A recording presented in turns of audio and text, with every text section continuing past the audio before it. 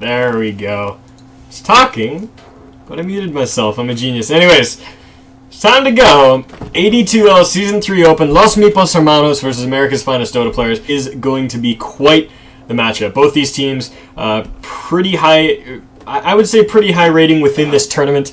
Both part of the AD2L Invitational. Yeah, both fantastic teams. So I am looking forward to some fantastic Dota. Now, before we get into this game, let me explain how the Season 3 Open works, because not a lot for or any of the AD2L broadcasts before. So basically, how the Season 3 AD2L Open works is basically every single team that gets matched up plays. And you might be saying, what the hell is a best of 2?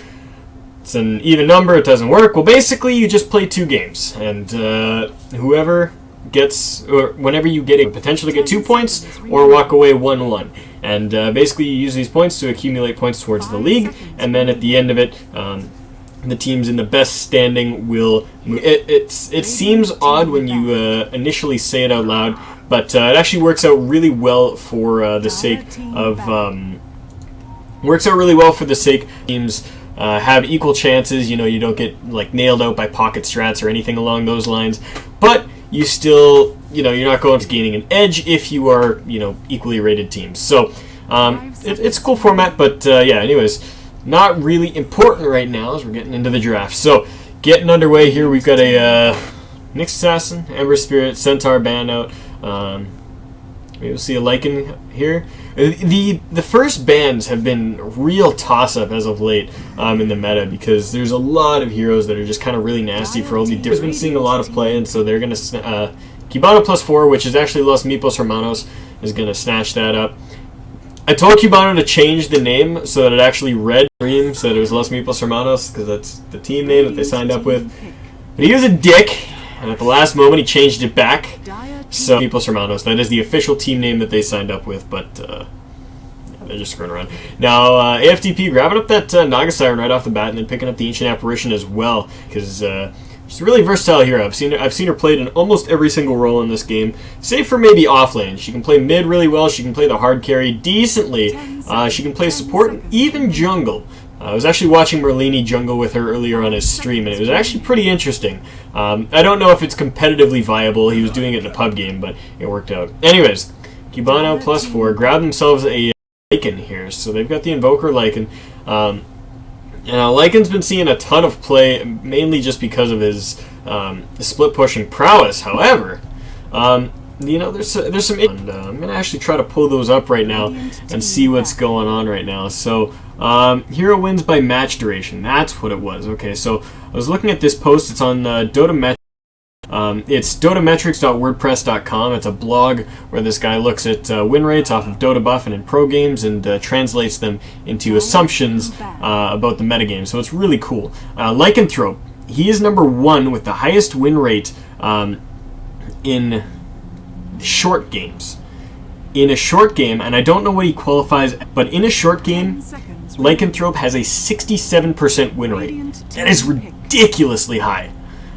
In mid-range games, which, again, I don't see minutes, a mid-range game is 59% win rate, so still humongous. And in longer games, he drops below the 50% at 49.26%. In pushes and knocking down towers, but you know, he doesn't function as well in those late game fights, because he just can't go pound for pound with some of these 6-slotted carries like Luna, like, you know, Alchemist if you go dual well. So we'll see how he goes. We'll see how it goes.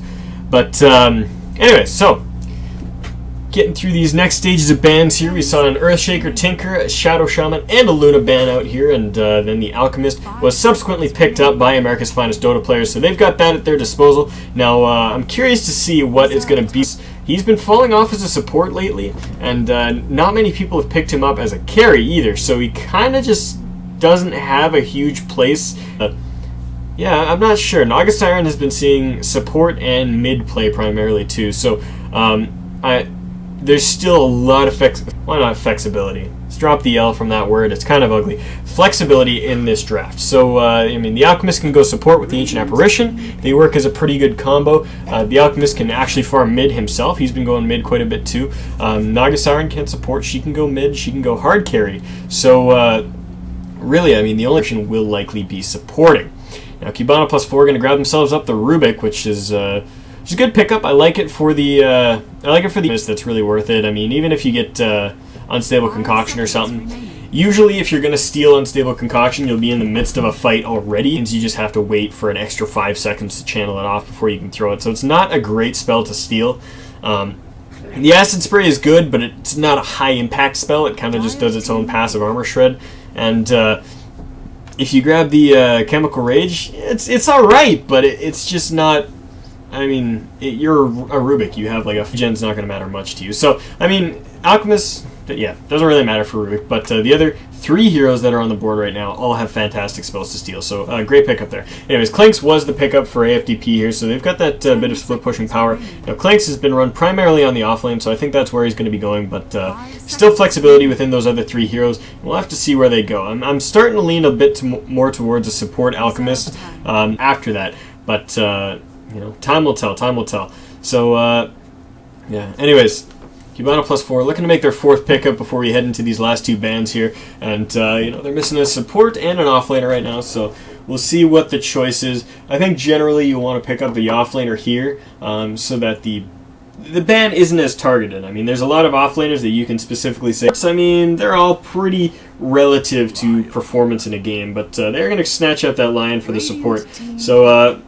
Good amount of stuns online, something that doesn't have anything for crowd control. Invoker's crowd control is pretty conditional, depends on his build and depends on his positioning as well. And then the Rubik TK, it's a good crowd control spell, but Lion will just really add to that and give them that oomph they need in the team fights, plus whatever extra little bit of damage they want as well to blow up some of the squishier. He'll be pretty susceptible to that Finger of Death, and if Clinks gets caught with his ulti down, he could be in a lot of trouble as well. So heading into the we'll see here. So, like I said, AFDP going to be looking to ban out an offlaner here. I don't think there's... I mean, there's potential for an aggressive tri-lane from Cubano +4, but the Rubik, he's not great for aggressive tri-lanes. I mean, he can work, but I mean, yeah, they'll almost assuredly be going safe lane with this try. So I think the Bounty Hunter is a good ban indeed. Would have helped deal with that Clinks and keep track of the real Naga Siren. And so yeah, he's taken out of the pool. We're going to see what Cubano chooses to ban out here. Now, like I think they're going to be wanting... I think AFDP is going to be looking for another support. But, you know, that's another thing that we'll have to see in a... And yeah, they're taking a long time to think about this ban. Dipped quite far into their reserve time, about 25 seconds left in that. Let's get rid of a Bat Rider. He's another really versatile hero that's just obnoxious and has been really strong in the meta, so I actually like that ban quite a bit. A Bat Rider on the...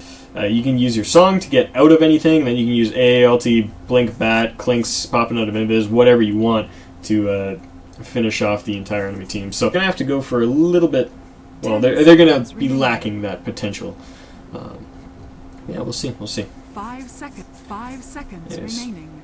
Gonna dip into their reserve time here. They got a minute left of that, so they got some time to think about what they want to do. And I mean, who knows? I mean, when you draft heroes like this, it's entirely possible that you think right. Clockwork going to be heading towards the offlane. I suspect this is going to be a farming alchemist with a support Naga Siren and okay. There's still possibilities. There's still possibilities on the board. So, possibility number 1, we see a Naga Siren mid, an offlane, and the Clockwork offlane. 10 seconds remaining. Option number 2, see the Clockwork on the offlane, the Clinks mid, and the Naga. It's a little bit of an interesting draft, but we'll see how it plays out. It's definitely got potential to go anyway. Now, Magnosaurus Rex.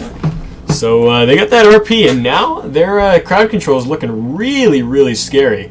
I mean, this is going to be... There's always the potential for that RP Finger of Death, and I mean, that's pretty much a rampage right there. So, anyways, getting into it. Oh, man, this is going to be exciting.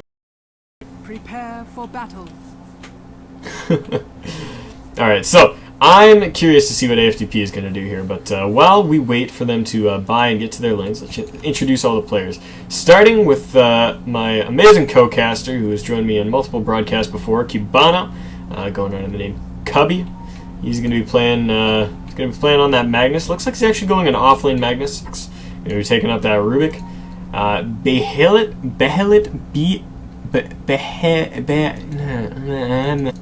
Kale Glacius. They're taking that Invoker off to the mid lane, and Frost going to be up on the top with that Lycan. Over here, out of AFDP, Dog level 99 is going to be taking the Clockwork up to the off lane. In the mid, we got Bidman playing the Naga Siren. Down on the bottom, we do have the safe lane Clinks, Ultra Gay Turtle Squirtle, and Wingzy. And finally, we've got Fearox going to be taking on that Ancient Apparition. So it does look indeed like we are going to be having a mid lane safe lane Clinks. So I do like this lineup quite a bit. Having that Naga in a farming role on your team gives you a lot of potential to kind of just rat the opponents out. And I mean, on Los Meepos Hermanos here, that I mean they're going to want to avoid fights. I mean, if they get the proper initiation that they want, or can actually lose a fight. Because I mean, if you get an RP into an Impale, into this, into that, I mean, it's guaranteed blood. So, anyways, for this Invoker, but he's really cautious about this. He's playing back, but he does get stunned up, and now they're looking for it with the Riptide up, and they do manage to get first blood on the mid lane, so they snag that kill, and but I mean, he's more than happy to be in this position in the mid lane now. The Invoker's going to TP back in, may have dominance in this lane for a short while, because the Naga Siren's going to come out to her on the courier in just a moment. Now, the Invoker has gone for Exort, so that's something we need to keep track of as well. The sun's across the board. Let's get the last hit chart up here. Nothing going to be too telling up there quite yet, but we'll see in a moment. Oh, man. Okay, so Dao Ming Z is under the name KJ, and he was bugging Cubon. Wait, what? Oh. Okay. Hasn't been seen terribly much, but it is pretty interesting. I like it. He's got that potential to farm, and when he gets a bottle up, he's, I mean, he can pretty much just spam those shockwaves forever, and it just, a lot of it also comes down to lucky runes, too. If a lot of runes spawn bottom, he can get those, especially since Invoker doesn't really need to go for runes. He just kind of sits in his lane and does his thing, so any rune that spawns bottom is pretty much automatically mags, and he's going to find one here as the courier comes out to him, so he might be able to grab that haste and do something with it, but we'll have to keep track of that. Point where he can kind of just get in his opponent's face, but he does need to be careful because, like I said, there's a lot of crowd control on this side. Rubik comes out of the woodwork, and oh yeah, Naga Siren grabbed that haste rune. So, anyways, looks like the TK was wasted. There wasn't any follow up, so he does need to be careful. He does have this ward, so he knows when stuff's going to be coming his way. However, I mean, he can still get in trouble. Cubano coming over, throwing a shockwave into this cam, not actually going to kill any of the creeps. He's going to try to soak up some of the EXP, but he gets too close. He could be in for some trouble. And they do pop off the Unstable Concoction. They're going to look for it. The skewer down to the low ground separates up the supports, and now they're going for it. No Cold Feet to hold them in place. That should have been a Cold Feet. I think that would have actually been a kill. But, yeah, we'll see. Anyways, Naga has now popped off that haste rune and is just being a little bit cheeky in mid, but Rubik has rotated down.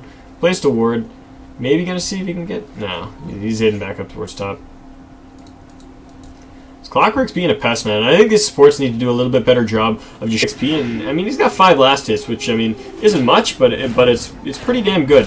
And now TK is gonna push him away from the Rubik as he pops off that battery assault. But I mean, if they had all committed and just kick out on him, I think they actually could have just turned that around. I mean, with the wolves will eat up a lot of those battery assault.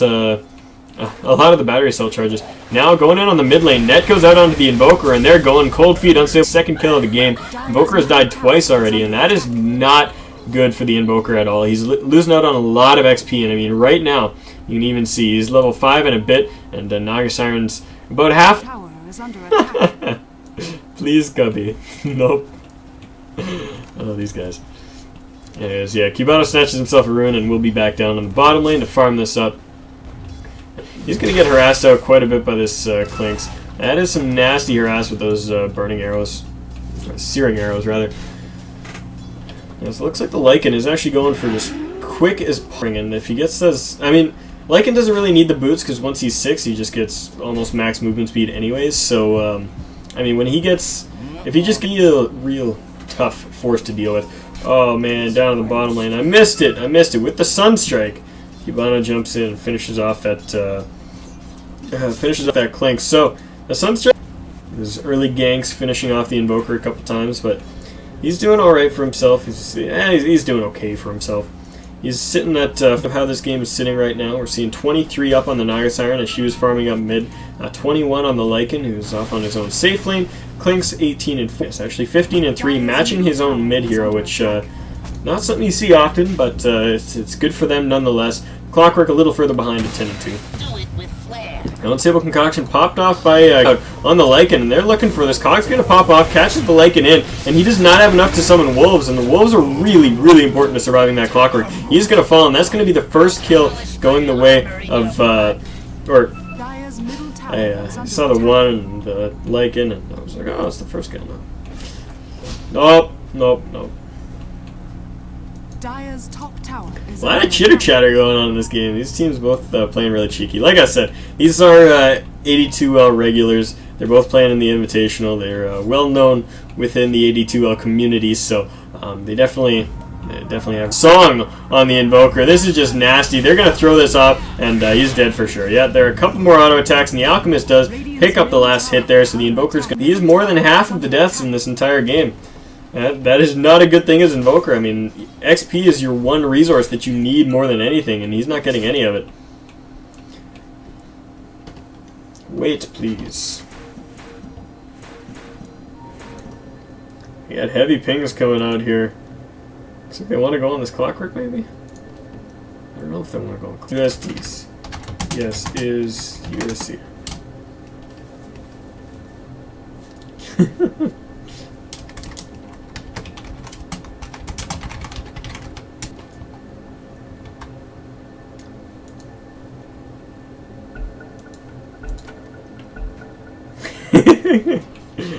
Not what you expected? Lane. Ancient Apparition gonna come in. Not even gonna be able to get an auto attack out. That Skier brings Magnus back to a safe area. Is he going for a hike back to base? Ah, he is. I guess he doesn't really have anything better to do. Oh no, he's just gonna block up the wave. I was like, yeah, he's kind of just gonna sit there until that wave comes back up. So either way, he's just blocking. My fucking Jesus! Oh god. This is what I get, man. This is what I get. Fuck.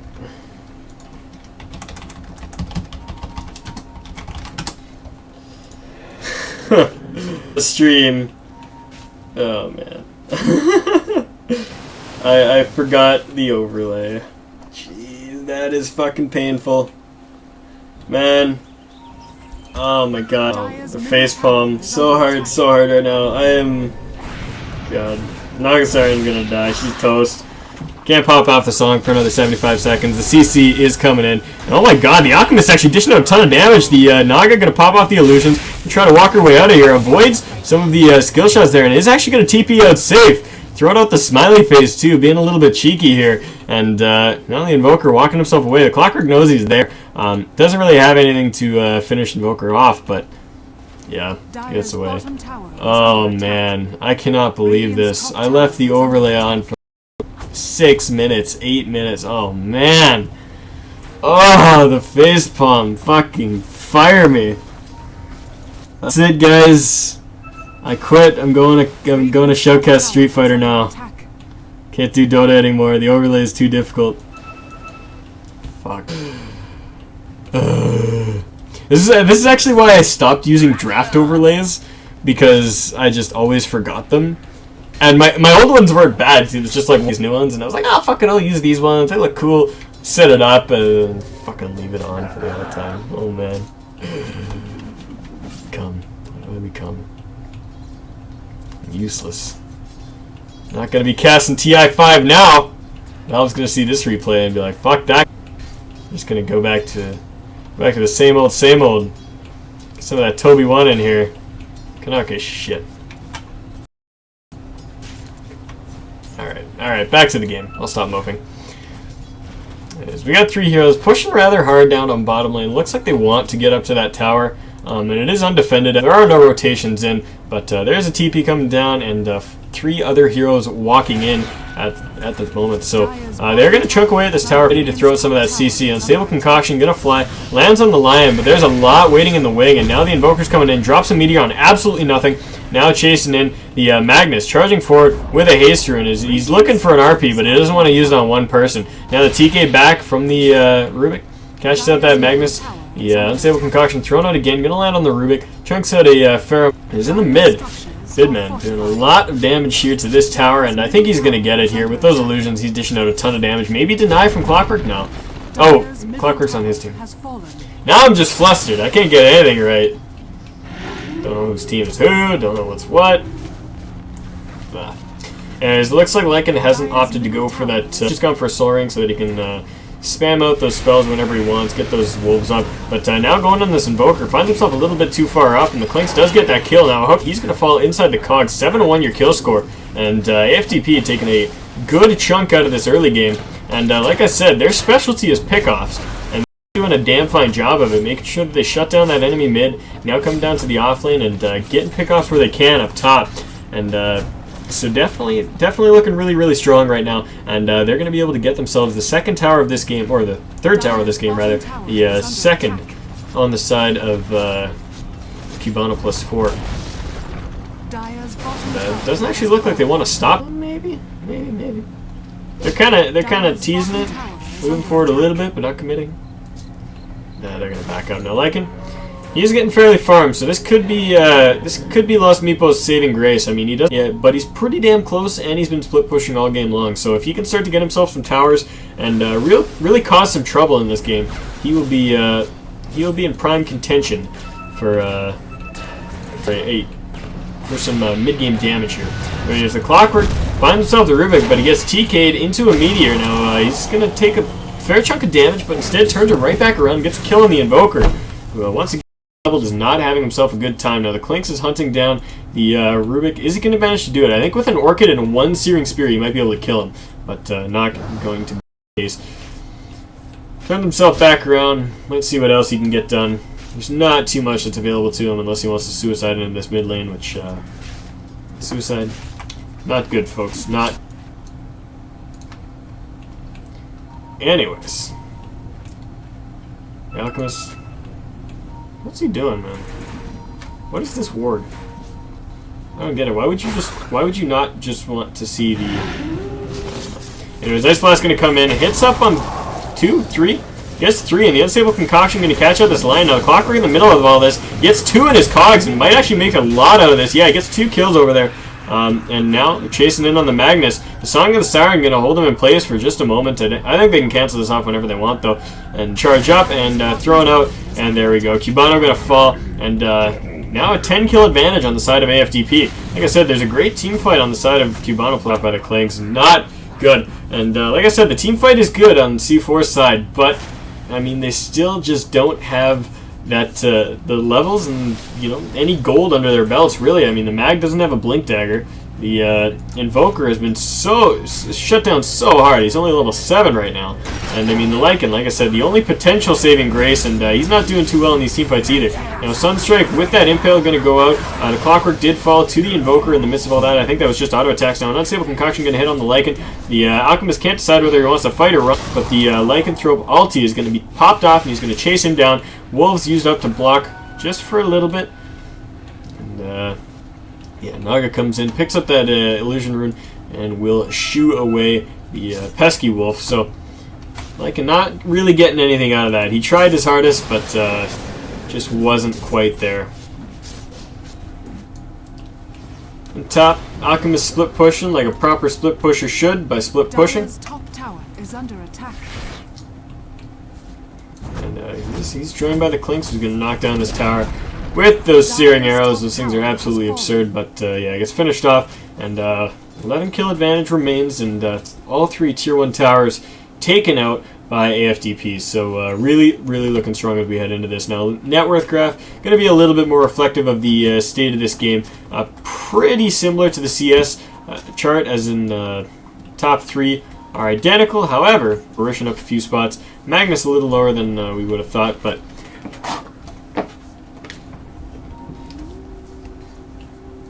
where they got these ones over here, they got this one up here. So really seeing what they need to control their jungle and making sure that there's nothing up here. So ooh, what did they get? Oh, Lycan's caught out there. Trying to split push, not good enough split pusher. Everywhere, man. Can't even handle it. Clinks is in here. He's going to find some action. Silences up the lion, but oh yeah. He was in trouble. He blinks himself back up. Clockwork goes in the middle of all this, though. And actually, oh my god, Clinks dishing out the damage. Finishing off the Rubik. Now looking for the Clinks, though. Magnus skewers in, and they are going to finish him off with a Finger of Death. Lion did get the kill on that, so trading the Rubik for the Clinks. Not a bad trade, I would say, but be decisively winning every single engagement, and they just really aren't. Magnus now only halfway to his Blink Dagger, and he needs a lot more to be effective in this game. I mean, like I said, terms, if they don't, they're going to be in a lot of trouble. And the Stun going to come out here on the Magnus. Clockwork following this up pretty shortly. He doesn't have a hook shot, though, so he's going to have to walk in and cogs. Now the RP goes down on 2. Sunstrike going to land as well. Trying to dish out whatever damage he can to the Alchemist, but that Chemical Rage going to dish out, or it's going to heal him up quite a bit. Now the Rubik is going to fall on the backline's net as well. So I guess I wasn't totally wrong. But anyways, the Magnus and the Lion trying to run away from this right now, taking a lot of damage, but yeah, they're out of there for now. Nagas push this top 2-2. It's going to fall almost assuredly. The Lycan trying to counter push this out and get himself at least a little bit of a trade, but RTP's back actually. They're going to look for him. Blink in by the Clinks, and now he's in a lot of trouble. Oh man, what a hook shot. I thought he was going to catch a creeps with that, but he most certainly didn't. And the Lycan gets picked off again. 15 kills up on the side of AFTP, and they're really taking this game number 1. So starting to get a little bit out of control, my friends. Pipe finished up on Clockwork as well. We just got that. And now with that Radiance out, the Blink Dagger's not even going to mean that much for the Magnus. Let me tell you how hard it is to engage against a Radiance. But now, oh my god, this is a fight that could have gone a lot worse. It's going to turn on the back lines, but Alchemist just fighting his way out of this. They do manage to get themselves the Naga Siren, but in return did lose the Invoker on the side of FTP. And once again, it's just going to come down to C4 perhaps being able to stall out the game and then just really long way to go. Because there is an Aghanims up on that Ancient Apparition, and that Naga Siren is getting really, really fat. She's got herself that Radiance. Well, actually went Arcane Boots. That's not something I see very often on Naga. Usually people like to go for phases or power treads, but I guess it makes sense. She's a pretty mana-intensive hero if you want to play it just right now. Nice Blast comes second. Aghanim's ult from that Ancient Apparition, and I think, oh man, what a troll. What a troll. I don't even think Clinks needed to go in there, but I think he is toast for sure. A couple Searing Arrows, and Meteor's actually going to land, so they might be able to get a return kill onto that Clockwork. I think he is going to fall in the backlines. No, he doesn't. Magnus, the Lycan, and the Rubik all dead for now. Song of the Siren is out, looking for this Invoker. He's going to Ghost Walk himself away, which means that the Alchemist is going to stun himself, but yeah, not a big deal. Lion's going to fall within the base, and I think we might be seeing the GG soon. This is just a complete roll. And AFTP just taking this game, getting those early pickoffs like I was talking about the draft, and really making the game theirs. Cubano +4 never had the chance to really turn this game around into their own favor, and you know, they're paying for it sincerely here. They're down 19 kills, and it's only 19 and 20 minutes now into this game.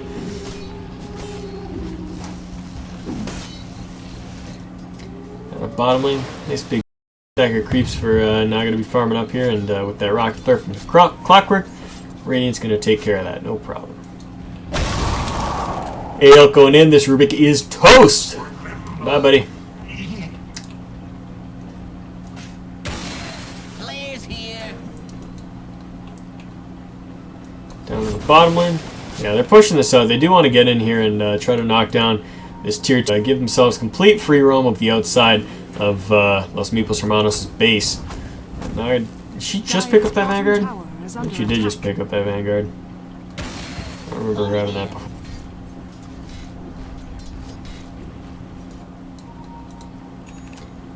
Yes, man, Invoker.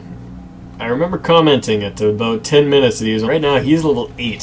He's not able to soak up that XP, and that is something you need as Invoker. As I said, I mean, those 4 points in Exort mean a lot early on, but right now they don't mean shit. And the Clockwork is going to hook on, misses his target, but catches the Lycan anyways. The Wolves are going to spawn outside of the cogs, so most of the battery assault is going to land where they wanted to. Sunstrike and a Meteor are going to land in on the Clockwork. They do finish. He's on the back lines, but he's juking through the trees. He's going to shatter from the AALs. No question about it. RP goes out, catches a couple, but Magnus is not getting out of this. He is toast. Utter dominance by AFDP, if I do say so myself.